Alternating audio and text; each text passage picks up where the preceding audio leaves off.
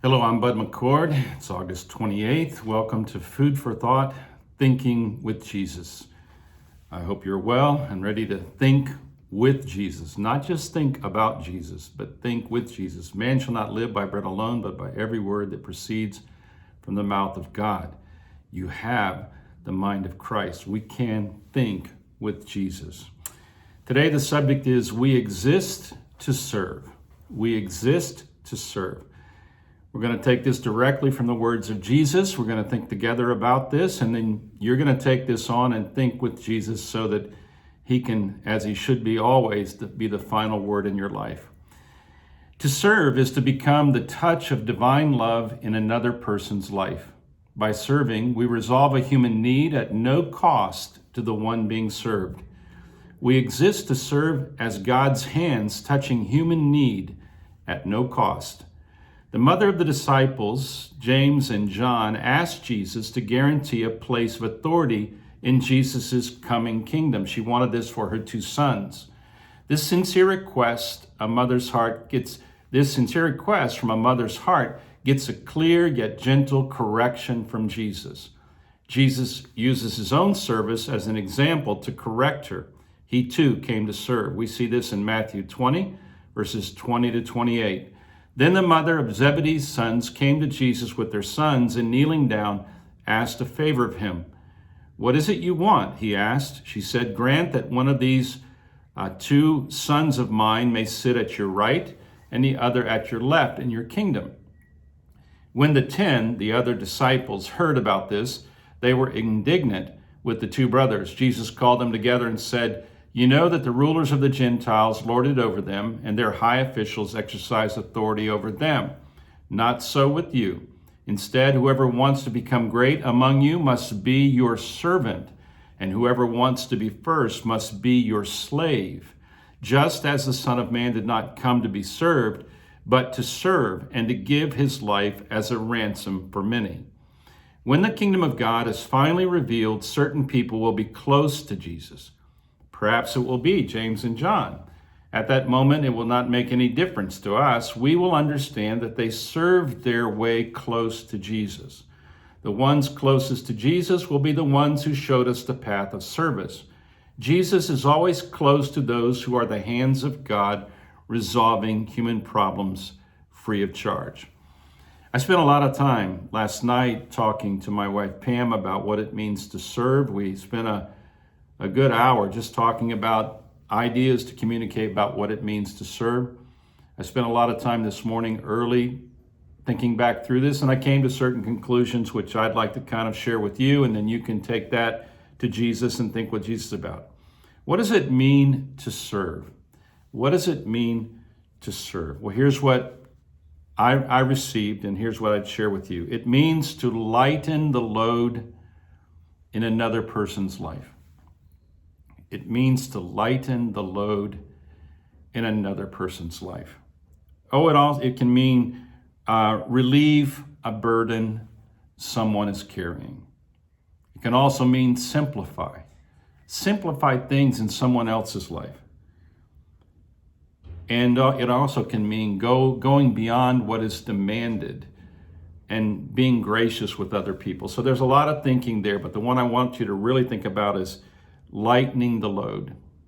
Especially think about lightening the load. I'll give you a couple of examples from my own experience.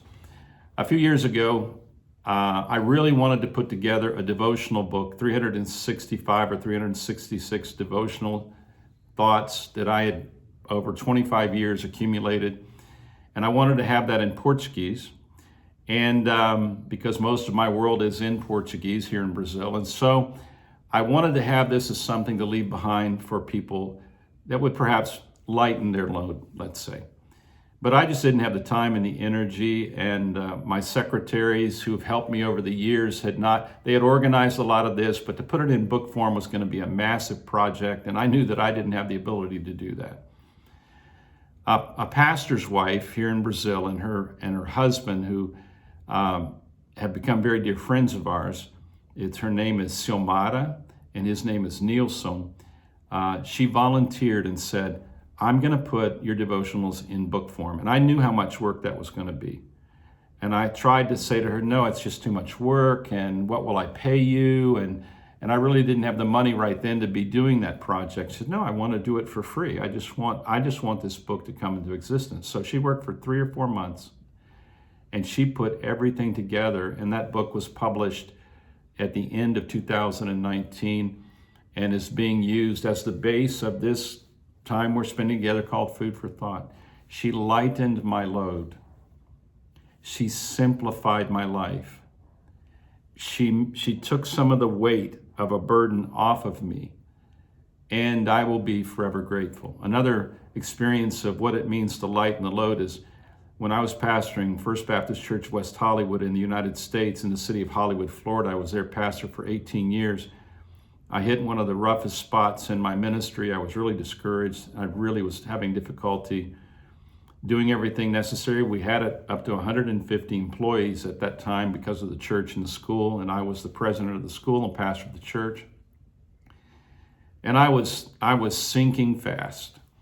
And God sent a man named Tom Kleppe, and he was a member of the church, and he saw me sinking, and he said, I think I can help you. So he offered to help me for 6 months. And in those 6 months, he produced a transformation in the administration of the church, and he was such a blessing to me. And I thought, oh my goodness, he's only going to be here for 6 months. He ended up working with me for nearly 10 years. And I could never have paid him what he was worth to the organization. It would have cost the church a fortune. And in the process, he became my very best friend. So not only did I get someone who took the weight off of me and served, I got my best friend in the process. I have many, many dear friends, but this one, because he took so much weight off of me, we became like brothers. I never had a brother. He never had a brother. And so we became brothers, true brothers. And to this day, it's such a great relationship. Then, of course, the best example that I've ever lived of being served by someone in the sense of taking away the weight and making the burden manageable is my wife, Pam, 50 years. I live in an environment for the last 50 years where Pam's touch is a touch of simplification with beauty. And she is so organized, and I have the gift of being disorganized. So it's certainly not easy for her to serve me, but Pam has, we might call it, the bandwidth to be able to serve. Now I want to read a couple of verses that you would not really probably associate with serving, but I believe this is what it's about. It's in Matthew chapter 5, verses 41 to 42. In this Sermon on the Mount, here's what Jesus says. And whoever compels you to go 1 mile, go with him 2. Give to him who asks you, and from him who wants to borrow, do not turn away. Now you go, well, what does that have to do with serving? Let me explain the way I believe that Jesus is trying to speak to me and to speak to you. If there's a person in your life, the only way they can get things done is by compelling people. That person is under a great burden because that system of compelling people will rip you to pieces over time. And if all you've got is the ability to compel people, your life quality is really, really low. You do not, in the real reality of the world, if you've got to compel and compel and compel, someday somebody will compel you, and you're going to get exactly back what you've sown. Now, if someone comes and they want to compel you and you exist to serve, that means your life has to be so uncomplicated and so filled with the power of Jesus that you can actually do whatever this person is compelling you to do, and then you can go on another mile. And in the process, you're basically saying to this person who lives by compelling other people, there's another way. There's another way. If you want to really be free, if you really want to have your burden released, you need to hear Jesus so you'll have enough energy not to compel, but to serve. You see, if you can serve even a person who's compelling you, and you can do that as unto the Lord, that's service. That's true service. And that means that you have emotional, mental, and physical health that is so good that you can even give it away for free and not be left exhausted with the process. Now, if somebody comes to you and they want to borrow something, well, if people come to borrow, what that basically is saying is their life is too complicated. When we go into debt, we complicate our lives. And anybody who has to come and borrow money from you looks at you like you've got extra money. Well, you can take that one of two ways. If they want to come and borrow something that you have and they're looking at you like you've got extra stuff around, you can take that even as a compliment. But on the other hand, you can also say to them, I'm not going to necessarily give to you everything you ask, but I'm always going to have enough to give you something. Maybe what you give them is your time, your coaching, a little bit of your friendship, because you don't want to be the last memory in a person's life. I'm going to tell you a very personal story that illustrates that you don't want to be the straw that breaks the camel's back. You don't want to be the drop that makes the cup overflow in negative things, let's say, or the dam breaks. You don't want to be that last drop that makes the dam break in somebody's life. When I was pastoring in the United States, there was a restaurant nearby called Denny's, and I would often meet people there for breakfast for a counseling and coaching time, as pastors commonly do with people in their churches, and I loved doing that. And there was at that restaurant a young lady who once in a while would come to our church. She wasn't a member, but she would come to our church. And I never got to know her really well at the church, but every time I'd come into the restaurant, about 3 days a week, she would serve my table. And she really treated me well, and I treated her well, and the person I was with always treated her well too. And I thought everything was fine. And then one day I get a phone call, and I'm informed that she has committed suicide. And I was just shocked. I couldn't believe it. She was only in her early 30s. And to this day, I kind of wonder, I wonder if maybe I didn't serve her well. Maybe I didn't give her enough attention. Maybe I didn't have enough bandwidth because I was under so much pressure at the church that I didn't give her the time that she needed. Well, they asked me to do her funeral service.